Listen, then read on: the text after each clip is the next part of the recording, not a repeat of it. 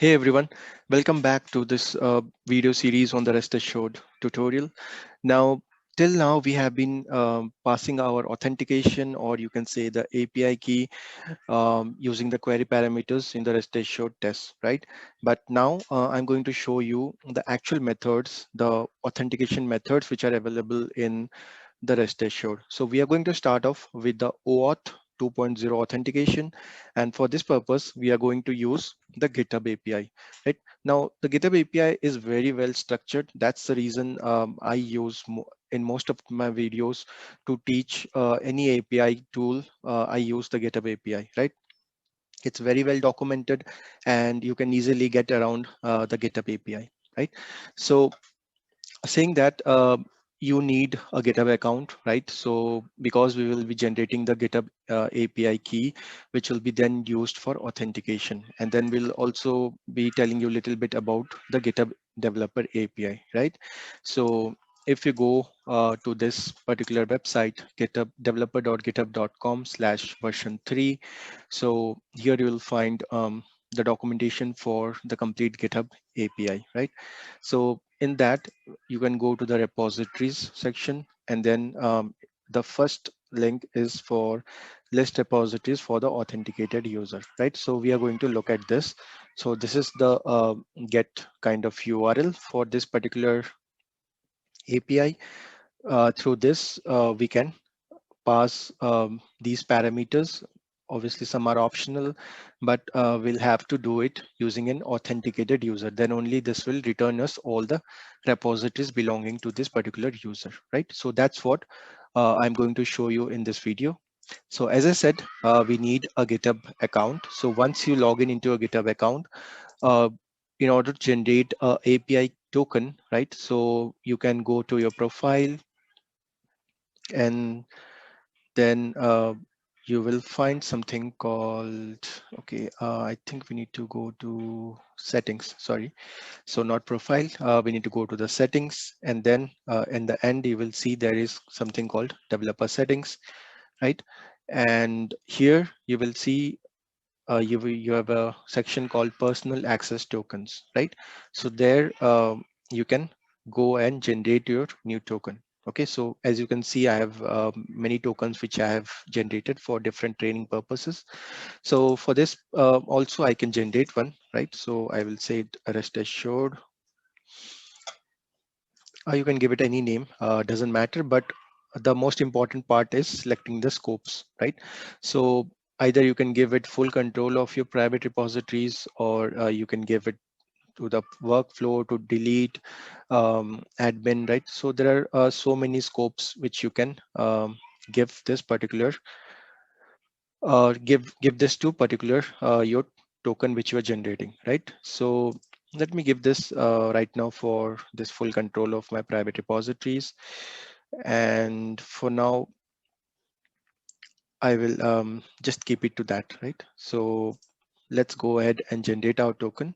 So this is our token, and I'll go ahead and copy this because this I'm going to use this, right? So let's go back to our code now, right? I'm going to create a new class here to just write tests for our GitHub API. So let's create another test here. We'll say GitHub API test. Okay, so inside this, we'll be writing all our tests. Now, the first thing I will do is I will kind of create a string which will store my API token, right? So let's do that. Let's say API token, and because we'll be using it again and again, so it's better to store it somewhere, right? And then we also need the URL, right? So let's grab that.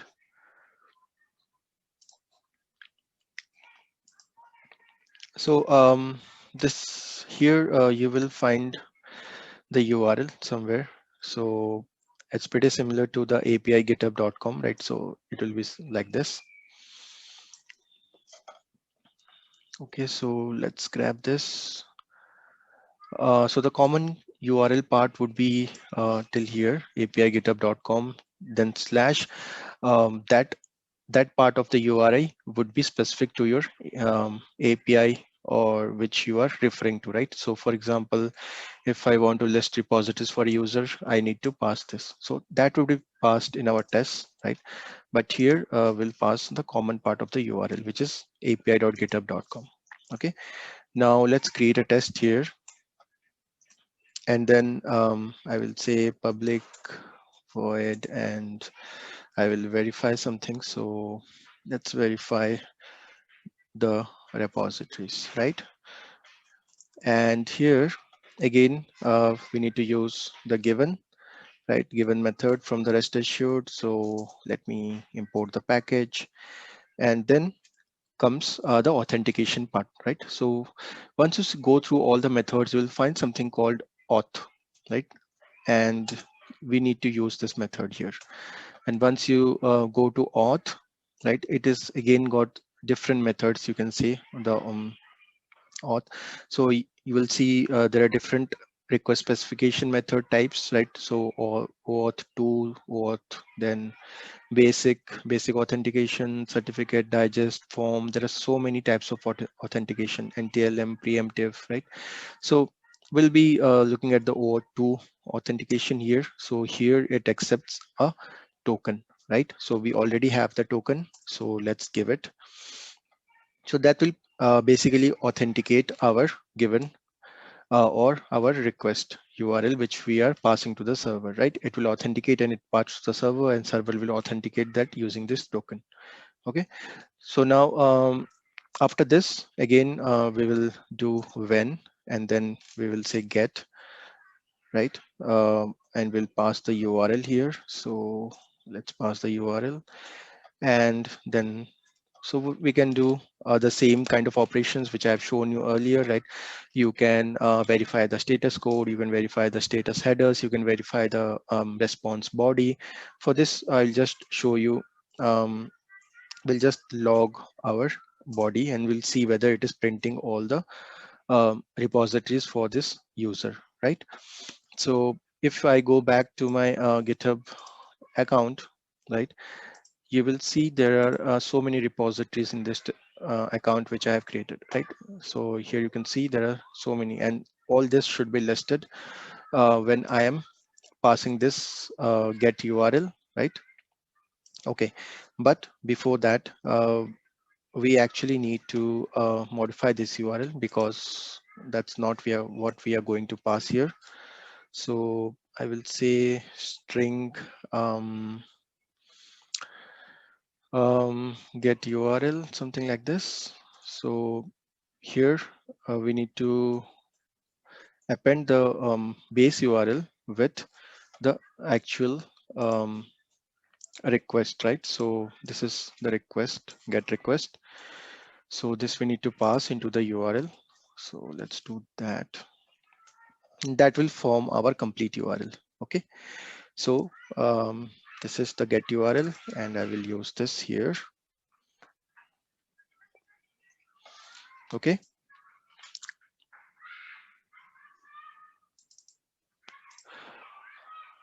Okay, so let me just change this because this might be violating some of the method names. So let me say it URL underscore new, something like this, just to be double sure, but doesn't matter. Okay, so this is our test method, which will actually authenticate using the API token, using the OAuth 2.0 authentication, right? And then when we pass the URL and we log the body, it should perform the get request and get us all the information from the server, right? So let's do that.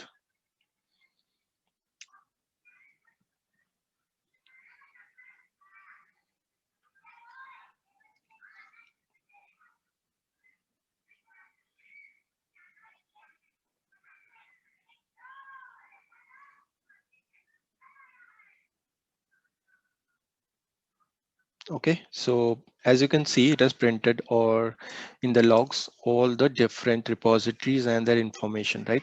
So this response is a array type, array of JSON, right? So there are different elements inside this JSON array, and each element is a repository, right? So as you can see, this is the name of the repository, this is the ID, this is the full name, this is the name, whether it is private or not, this is not, this is public repository. This is the login, this is the ID, node ID, avatar, right? So, and it will similarly, it will print all the different repositories which are present in my account, right? So now you can easily verify these different details in the response body as I showed you earlier, right? It's pretty easy. Now, very interesting part about the GitHub API is you can see they even mention the different URLs, which you can easily again make it a GET request, right? So if I go to this avatar URL, it will kind of print my GitHub avatar here, right? So this is my GitHub avatar, right? It is in the form of URL. So as soon as you kind of pass a GET request, you get a response which is full of different URLs, which you can again test back, right? So it's a pretty useful kind of API for a learning purpose and also for trying out different things.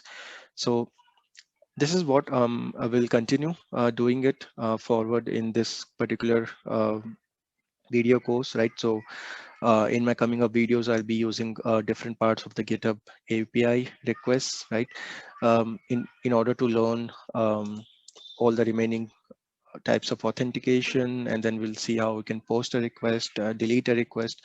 So we'll see different request types which are present and which we'll be doing it using the REST assured, right? So that's all for this video.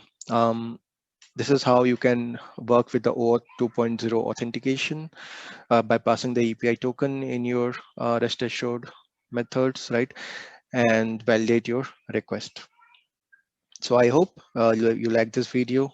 If you have any questions, please, or feedback, please leave it in the comment section and I will get back to you for sure.